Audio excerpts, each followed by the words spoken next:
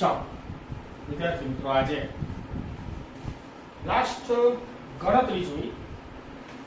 SCP માં આખો એક પરમાણુ, બીસીસી માં આખા 2 જાય અને એફસીસી માં આખા 4 જાય. એ કેવી રીતે ગણતરી છે, શું છે, ખૂણાઓ કેવી રીતે, ફલક કેવી રીતે, ભાગીદારી શું આપે, બરાબર, મધ્ય કેવી રીતે ભાગીદારી આપે.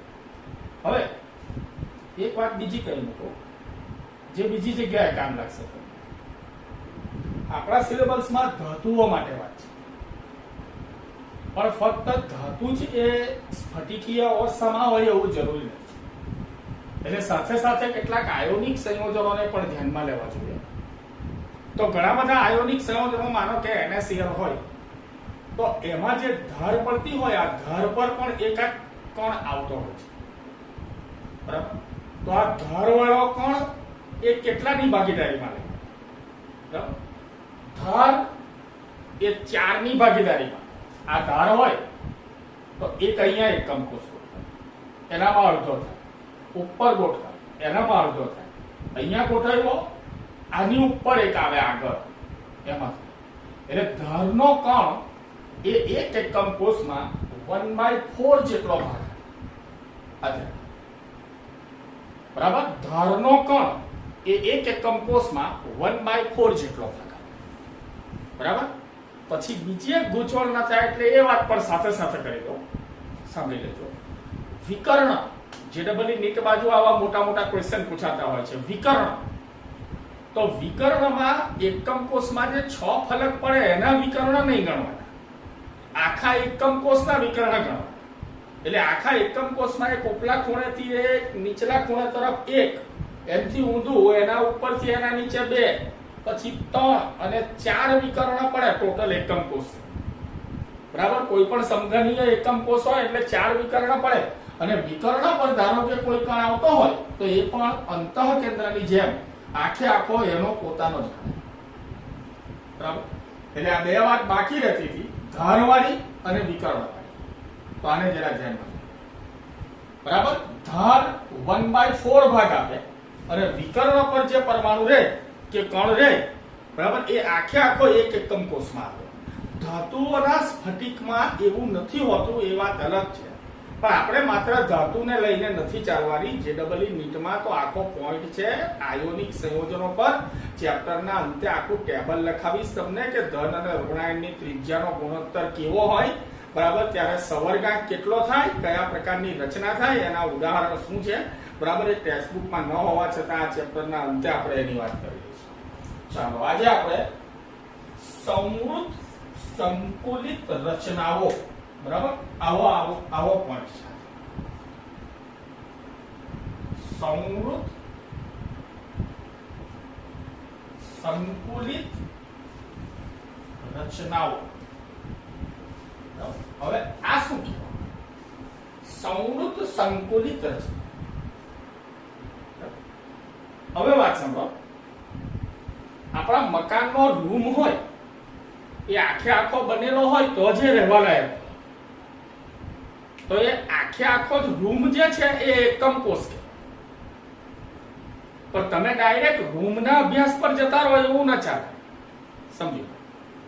તમે એને શરૂઆત એક ઈંટ ગોઠવીને કરેલી હતી, એટલે અભ્યાસ ત્યાંથી ચાલુ કરવો પડે કે ઈંટ ગોઠવવાથી કેવો આકાર થશે, શું થશે, પછી સ્લેબ ભરશો ત્યારે પૂર્ણ રૂમ થશે, બરાબર. એટલે અત્યારે આપણે લઘુત્તમથી શરૂઆત કરીએ.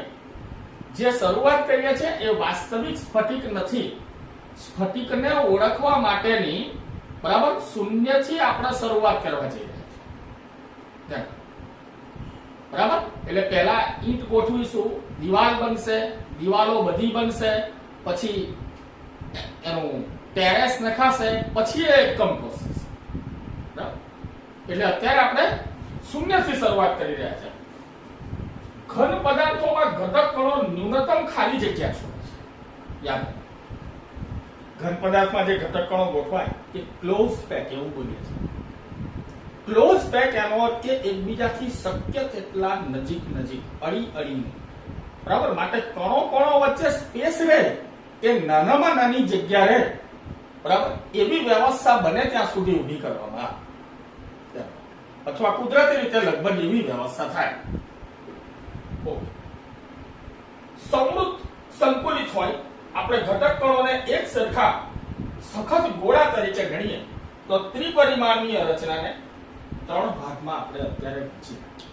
હવે તમે સમજો કે આ લોકોએ સખત ગોળા અને એક સમાન કદના ગોળા એવું જો આ કહેવા માંગે તો એવું તો ધાતુમાં જ, બરાબર, કે ધાતુમાં જ સમાન કદના પરમાણુ.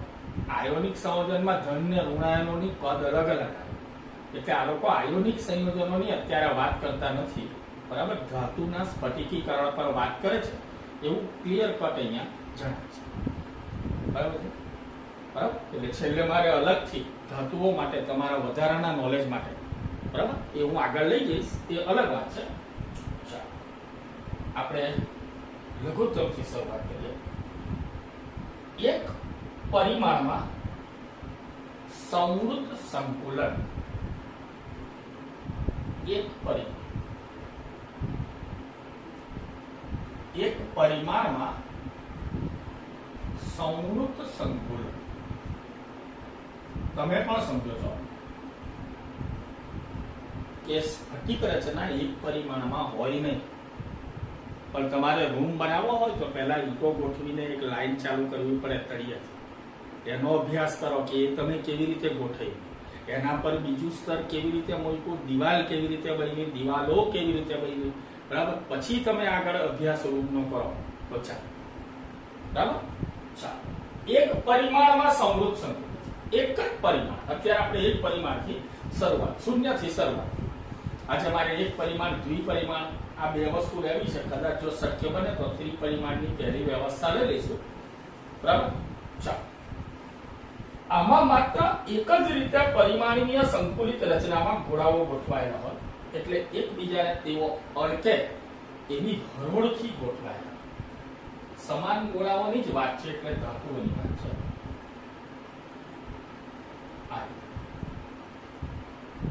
બસ એકબીજાને અડી અડીને આ રીતે ગોઠવાયેલા. બરાબર, આ એક પરિમાણીય રચના. ગોળાઓની સાઈઝ લગભગ સરખી છે, એનો અર્થ કે એક જ પ્રકારના કણો છે, એટલે એવું ધાતુઓમાં જ હોય, એટલે બીજાનો વિચાર અત્યારે ન કરતા. અત્યારે સરખા પરમાણુ ધરાવતા સ્ફટિકીય એટલે કે ધાતુ સ્ફટિકની વાત અત્યારે કરવી. ચાલો બીજો એક શબ્દ બોલી દઉં છું, અંદર છે નો ડાઉટ ટેક્સ્ટબુકની અંદર, તમે ધ્યાન રાખજો. સવર્ગાંક, કોઓર્ડિનેશન નંબર, સવર્ગાંક, જે અત્યારે તો સહેલું લાગશે પણ આગળ જતા બહુ જ મહત્વનું છે. સવર્ગાંક. સવર્ગાંક એટલે આખા સ્ફટિકમાં એક કણ સાથે સીધા અડીને ગોઠવાયેલા બીજા કણોની સંખ્યા, તેને સવર્ગાંક. આ બધા પ્રકારના સ્ફટિકને લાગુ પડે, આયોનિક હોય, ધાત્વીય હોય, કોઈ બી હોય. બરાબર, તો આ પ્રકારની જે રચના છે, એક પરમાણુય જે રચના છે, એમાં ચોખ્ખું એક ગોળો પસંદ કરીએ તો એને અડીને સીધા ગોઠવાયેલા ગોળાની સંખ્યા 2 માલુમ પડે છે. બરાબર, માટે આ પ્રકારની રચનામાં સવર્ગાંક 2 થશે. બરાબર, સવર્ગાંક 2. બરાબર, તેનો બાકીનો બધો સ્પેસ એ ગોળાનો ખુલ્લો રહે, એમાં કોઈ પણ પ્રકારનું જોડાણ થતું નથી. સવર્ગાંક. હવે સમજો, ક્યાંય નહીં મળશે તમને એવું થશે કે આ વ્યવસ્થાની ચકાસણી કેવી રીતે થઈ હશે, ટેક્સ્ટબુકમાં નહીં મળે. તો યાદ રાખજો, BeCl2 નામનો પદાર્થ, બેરિલિયમ ક્લોરાઇડ, જેને તમે સંકરણથી લઈને બધી રીતે જાણો છો કે તે રેખીય પદાર્થ છે, પણ તે પોતે ઘન નથી. એ પોતે ઘન નથી, એ પ્રવાહી છે. તો એને ઘન બનાવતા બેરિલિયમની આજુબાજુ 2 ક્લોરીન, પાછો બેરિલિયમ ક્લોરીન, બેરિલિયમ ક્લોરીન, આવી રેખીય વ્યવસ્થા બરાબર જોવા મળે ને, એને ધ્યાનમાં રાખીને આ અભ્યાસ અહીંયા મૂકવામાં આવ્યો છે. એટલે આ એનું એક્ઝામ્પલ છે, એવું તમે ના કહેતા આ ઘન નથી, આ ઘન નથી. બરાબર, પણ એની રચનાને અનુરૂપ આ વ્યવસ્થા એમ. બરાબર? તો આ પ્રમાણે તમે લઈ શકો કામને. આ ગોઠવણમાં દરેક ગોળો તેના પાડોશી બે ગોળા સાથે સંપર્કમાં આવે. કણના સૌથી નજીકના પાડોશી કણોની સંખ્યાને સવર્ગાંક કહેવાય. આમ એક પરિમાણીય સમૃદ્ધ સંકુલિત ગોઠવણમાં સવર્ગાંક 2 છે. બરાબર? સવર્ગાંક 2 કશો વાંધો નહીં, કારણ 2 પાયાથી શરૂઆત. જો પાયો નહીં હોતો પછી કોઈ વાત કરવાની આગળ બને. બરાબર? ધીરે ધીરે આગળ. બરાબર? ચલો હવે તમે રૂમ બનાવવા માંગતા હતા તો ઈંટની એક આડી લાઈન તમે ગોઠવી લે, એમ સમજો. એટલે એક પરિમાણ છે. હવે એના ઉપર આપણે આમ દીવાલ ઊભી કરીએ, બરાબર? તો એ 2 પરિમાણ છે, આમ ને આમ. એટલે હવે આપણે દ્વિપરિમાણ પર જવાનું. પછી ફાઇનલી આપણું કામ તો ત્રિપરિમાણીય છે, આપણે 3D માં જ અભ્યાસ કરવાનો છે, પણ આપણે આવું કરી શકીએ. બરાબર? હવે દ્વિપરિમાણમાં સમૃદ્ધ સંકુલિત રચના. દ્વિપરિમાણમાં સમૃદ્ધ સંકુલિત રચના. દ્વિપરિમાણ 2D 2 ડાયમેન્શન. એમાં સમૃદ્ધ સંકુલિત રચના. હવે આપણે એક પરિમાણની જે રચના હતી એને જ આપણે દ્વિપરિમાણમાં ફેરવવા. બરાબર? એને જ દ્વિપરિમાણમાં ફેરવવા. અને દ્વિપરિમાણીય સમૃદ્ધ સંકુલિત રચના ગોળાની હારની થપ્પી અથવા ગોઠવણી જુદી જુદી રીતે કરી શકાય. એમાં 2 પેટા પ્રકાર છે. નંબર 1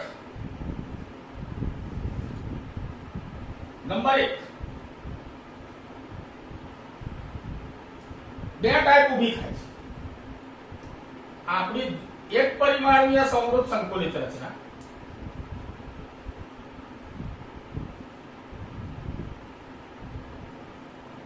એના પર હવે આ એક પરિમાણ થયું, એના પર આમ જવાનું. આ દ્વિપરિમાણ. પણ દ્વિપરિમાણીય રચનામાં 2 ટાઈપની ગોઠવણ આવે. ધ્યાન. ટાઈપ 1 કે આવી જ થપ્પી ઘટક કણોની એના ઉપર હોય, same to same, no change.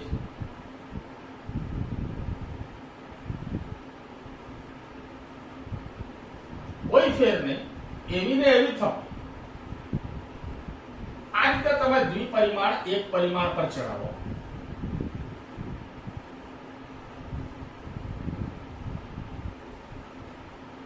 બરાબર?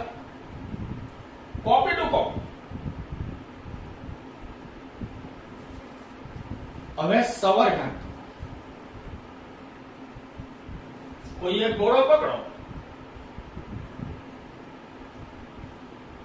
સવર્ગાંક 4. બરાબર? સવર્ગાંક 4 છે. એના નજીકના જે 4 અડેલા છે એના મધ્ય બિંદુને જોડો તો એક સમચોરસ પ્રકારની વ્યવસ્થા ઊભી થશે. સમચોરસ પ્રકારની વ્યવસ્થા ઊભી થશે. તો આને ચોરસ ક્લોઝ પેક રચના પણ કહેવાય. ચોરસ ક્લોઝ પેક રચના. બરાબર? ફરીથી કહું, આ હકીકત નથી. આ તો હકીકતને સમજવા માટે જે પાયાથી શરૂ કરેલી વાત છે એને ધીરે ધીરે સમજતા જશો તો તમે પેલા અંતની વસ્તુને વ્યવસ્થિત સમજી શકશો. આપણા માટે અંત જરૂરી છે, આ કઈ કામની વસ્તુ નથી એટલી બધી. પણ આને નહીં સમજશો તો ત્યાં આપણે નથી પડવાનું. ચાલો, બીજી હરોળને પ્રથમ હરોળના સંપર્કમાં એવી રીતે ગોઠવવામાં આવે કે જેથી બીજી હરોળના ગોળાઓ પ્રથમ હરોળના ગોળાની બરાબર ઉપર જ ગોઠવાઈ જાય અને હરોળના ગોળાઓ ઊભી રીતે ને આડી રીતે જોઈ શકો. ઊભી રીતે ને આડી રીતે સમાન પેટર્ન, ઊભી રીતે ને આડી રીતે બરાબર ગોઠવાયેલા હોય, જો આપણે પ્રથમ હરોળ એ પ્રકારની કહીએ તો એના જેવી જ અન્ય હરોળ હોય તો બાકીની હરોળને કે ગોઠવણીને એ પ્રકાર, આને થપ્પી એ કહીએ આને, તો આ પણ એ જેવી જ છે, આ પણ એ જેવી જ છે, એ જેવી જ છે, બરાબર. માટે આમાં ગોઠવણ એ પ્રકાર આવતું રહેશે. આ ચોરસ ક્લોઝ પેક રચના દ્વિપરિમાણ, બરાબર. જો દ્વિપરિમાણ નહીં સમજ્યા તો 3 પરિમાણમાં પ્રોબ્લેમ આવી જશે.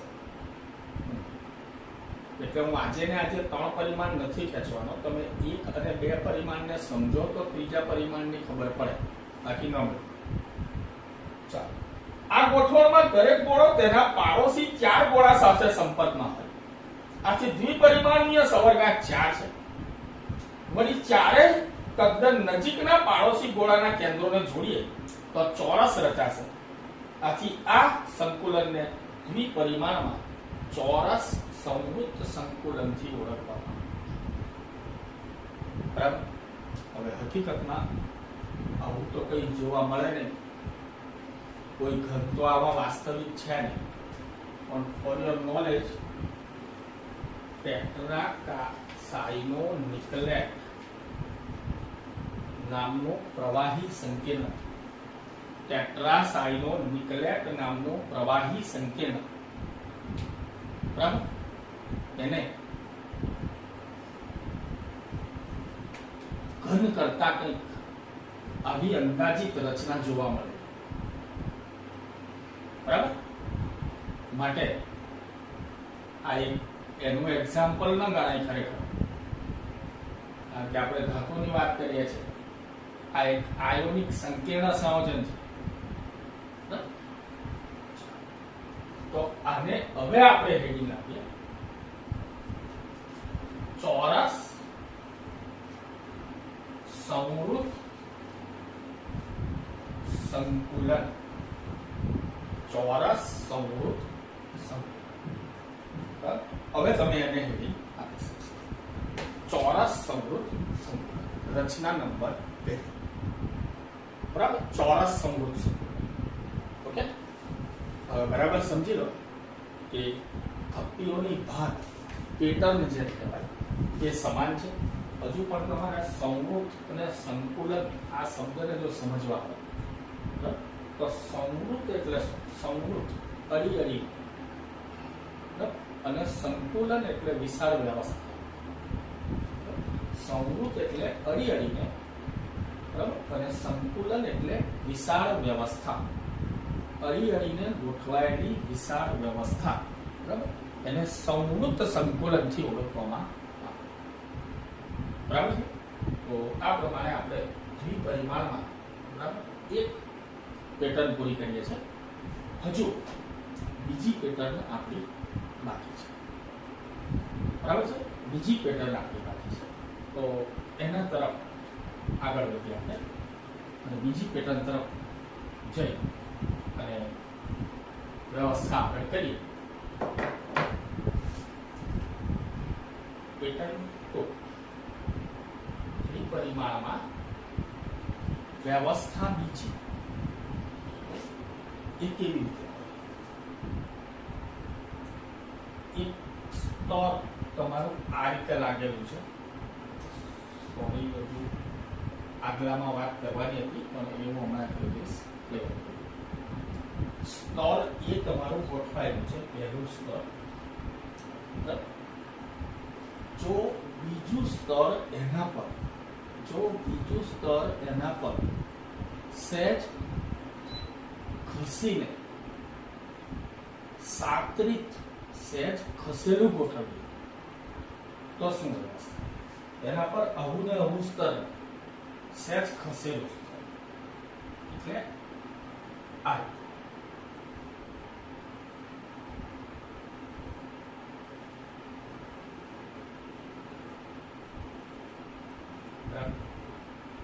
તો બીજું સ્તર એ પ્રથમ સ્તર મુજબ જણાતું નથી. એ સ્તર જુદું પડે છે તો એને બી કહીએ.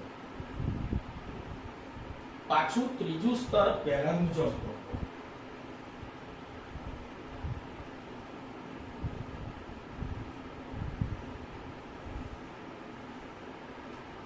પાછું એ જેવું, પાછું સ્તર બીજા મુજબ ગોઠવો.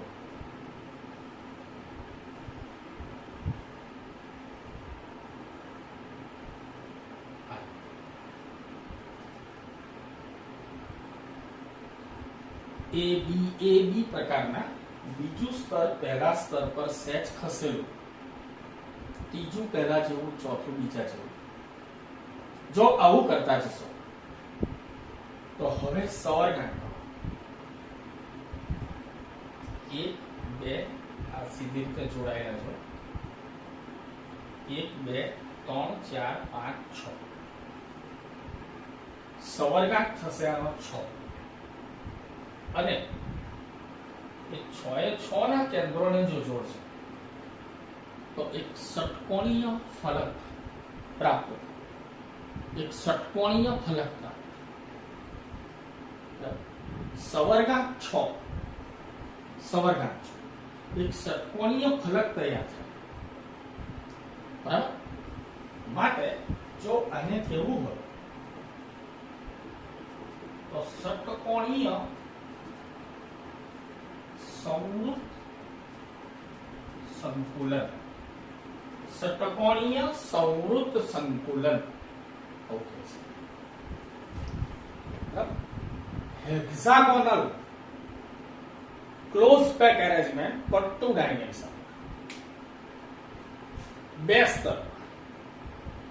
અને આનું કોઈ આગળ જે આપણે એક્ઝામ્પલ જોયા એવું કોઈ એક્ઝામ્પલ પણ નથી બેસતું અંદાજિત કે આગળ મુજબ આપણે કઈ કામ કરીશું એવું પણ નથી થતું. એટલે આ 3 પરિમાણને અભ્યાસ કર્યો હશે 0 થી અને એમાં આ રજૂ થયેલી રચના છે. સવર્ગાંક 6 જણાય છે ચોખ્ખો. એક ષટકોણ પડે છે. હવે તમે જોયું કે દ્વિપરિમાણમાં 2 પ્રકારના સવર્ગાંક આવ્યા. આગલામાં 4 આવતો અને આમાં 6 થઈ ગયો. એનું કારણ એવું હતું કે જે આગલામાં 4 થતા હતા તેમાં તમારી થપ્પી પર થપ્પી એ રીતે હતું તો એમાં જે વચ્ચે સ્પેસ પડે એને છિદ્ર કહેવાય. હોલ, વીવર, અવકાશ. તમે આને ગોળાને સહેજ આમ હટાવીને એ છિદ્રની જગ્યા પણ સહેજ ગોળાએ રોકી દીધી. એટલે છિદ્ર તમારું આગલા કરતા નાનું થઈ ગયું. એટલે ખાલી અવકાશ તમે ઘટાડો ને ખાલી અવકાશ ઘટાડશો તો આજુબાજુના જોડાણ કરવા વાળા સવર્ગાંક તમારો વધવાનો છે. એમાં કોઈ પ્રશ્ન નથી. બરાબર? એટલે છિદ્રનો બહુ જ મોટો અભ્યાસ આપણા સિલેબસમાં છે. ધ્યાન રાખજો. બરાબર? અંતરાલ જેને કહેવાય. બરાબર? એટલે જેટલો તમારો અંતરાલ રોકાય તેમ ગોળાઓ વધારે ગોઠવાય. આ બિલકુલ ને બિલકુલ સ્વાભાવિક વસ્તુ છે. બરાબર છે? તો આ પ્રમાણે આ ષટકોણીય સંવૃત સંકુલન થી આને ઓળખવામાં આવે. બરાબર? જરા ટેક્સ્ટબુક પર નજર નાખી લઈએ. બીજી હરોળ પહેલી હરોળ પર સાંતરિત રીતે ગોઠવો. સાંતરિત એટલે ખસેલું, થોડી ખસેલી. સાંતરિત રીતે ગોઠવીએ જેથી ગોળાના પહેલી હરોળના ગોળાઓ વચ્ચેના અવનમનમાં ગોઠવાય. આ અવનમન કહેવાય. આ અવનમન. આ અવનમનના પ્રદેશમાં બીજા સ્તરનો ગોળો અવનમન. આમાં અવનમનમાં નથી ગોળો, ગોળા પર ગોળો. આ અવનમનનો ભાગ. આ કે બે ગોળા આમ જોઈન્ટ થાય એ અવનમનનો એરિયા. તો અવનમન પર જ ગોળો મૂકી દીધો. ચાલો, તો પ્રથમ હરોળને એ પ્રકારની હરોળ કહીએ તો બીજી હરોળ જે અલગ છે તેને બી પ્રકારની કહેવાય. જ્યારે ત્રીજી હરોળ એ બીજી હરોળની નજીકમાં સાંતરિત રીતે પ્રથમ હરોળની બરાબર જેમ જ ગોઠવીએ તો એ પણ એ પ્રકારની. ત્રીજી હરોળ પાછી એ પ્રકારની. આ જ પ્રમાણે ચોથી હરોળ એવી રીતે ગોઠવીએ કે હરોળની ઉપર બરોબર ગોઠવાય બી પ્રકાર. માટે એ બી પ્રકારની આ ગોઠવણ ગણાશે. આ ગોઠવણમાં મુક્ત જગ્યાનું પ્રમાણ ઓછું, પેલું છિદ્ર હોલ લીવર એનું પ્રમાણ ઓછું. આ સંકુલિત ચોરસ સંકુલિત રચના કરતા વધારે સક્ષમ અને દરેક ગોળો નજીકના 6 પાડોશી ગોળાના સંપર્કમાં છે. બરાબર, પરિણામે સવર્ગાંક 6 થશે. આ 6 ગોળાના કેન્દ્રોને જોડીએ તો ષટકોણીય ખૂણાઓ પર હોય છે.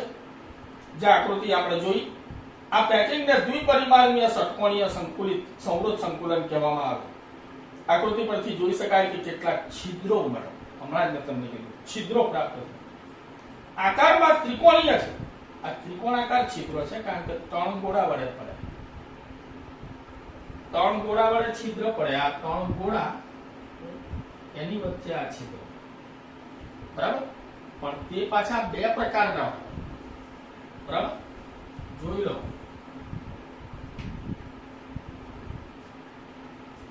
એક ગોળો ઉપલા સ્તરનો અને 2 ગોળા નીચલા સ્તરનો.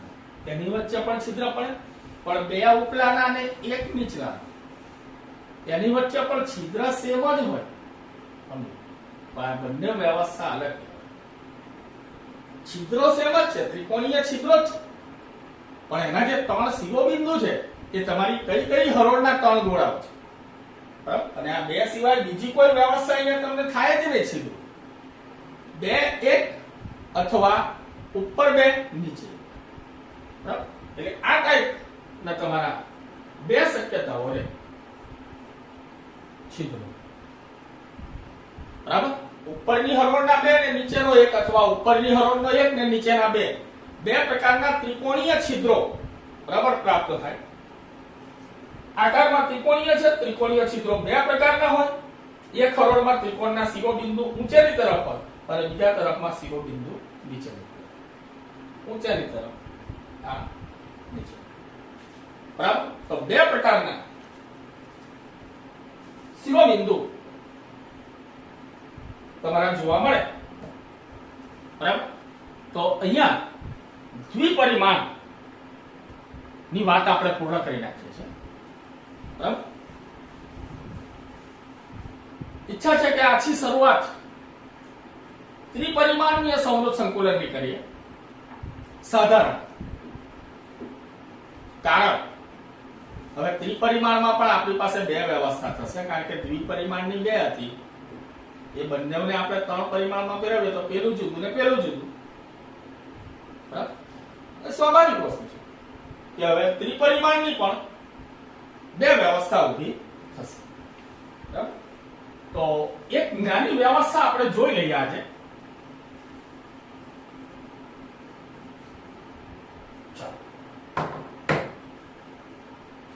ત્રિપરિમાણીય ગોઠવણ. તો પહેલા ચાલીશું આપણે કે આપણી દ્વિપરિમાણમાં જે ચોરસ સંવૃત સંકુલન હતું, થપ્પી પર થપ્પી હતું, એને ત્રિપરિમાણમાં ગોઠવવાનો પ્રયાસ કરીએ. તો અહીંયા દોરાઈ ગઈ. હવે 3D છે, હવે નહીં દોરાય. જો આ તમારી દ્વિપરિમાણીય ચોરસ સંકુલિત જે રચના હતી પહેલી, એને આપણે 3 પરિમાણમાં ફેરવવી છે તો શું થઈ શકે?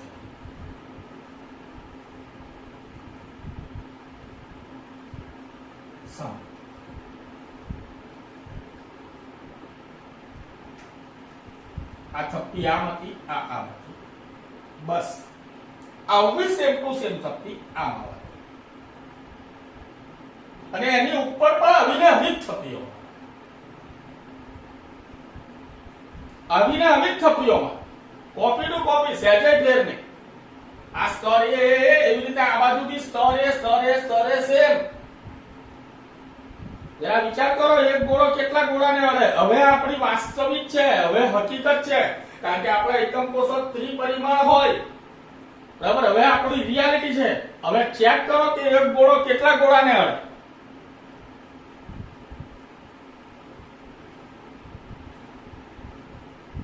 છ ને અડે એક ગોળો. અહીંયા હોય એની ઉપર વાળો, નીચે વાળો, આ બાજુ વાળો, આ બાજુ વાળો, આગળ વાળો અને પાછળ. તો સવર્ગાંક થાય 6. સવર્ગાંક થાય છે અને આ પ્રકારની ગોઠવણ પ્રાપ્ત થાય.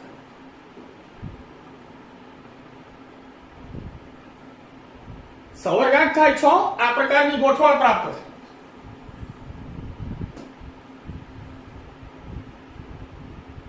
બધી જ વાસ્તવિક રચનાઓ ટેક્સ્ટબુક ત્રિપરિમાણીય રચનાઓ છે, તેમને દ્વિપરિમાણીય સ્તરો સાથે એકબીજા પર છપ્પી પર ગોઠવીને મેળવી શકાય.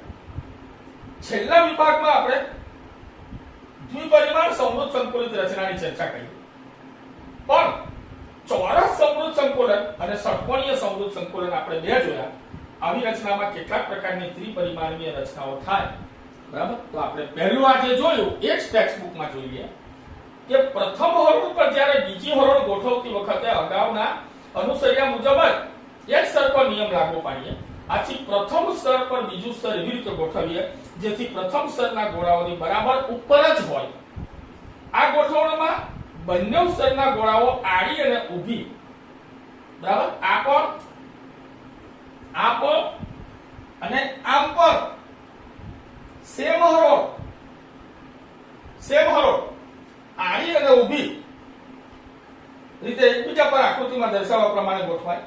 આ જ રીતે આપણે બીજા વધારે સ્તર એક ઉપર એક બીજું ગોઠવીએ તો પ્રથમ સ્તરના ગોળાઓ એ પ્રકાર કહીએ. બધા જ સ્તરોની ગોઠવણી સરખી થશે.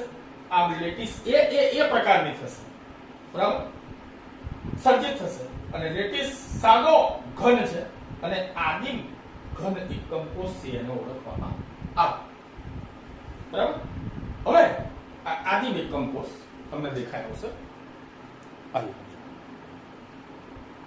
ઉપલા સ્તરના 4, નીચલા સ્તરના 4 અડેલા સામ સામે જોડી દો, બરાબર.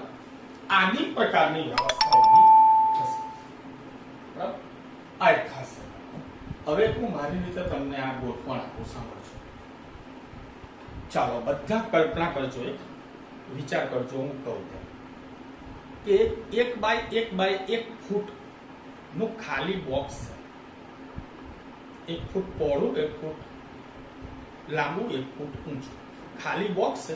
એનું ઢાંકણું ખુલ્લું છે, તળિયું બંધ છે, બરાબર. 1 બાય 1 ફૂટ, એટલે આટલી વ્યવસ્થા થઈ, બરાબર. કાલ્પનિક.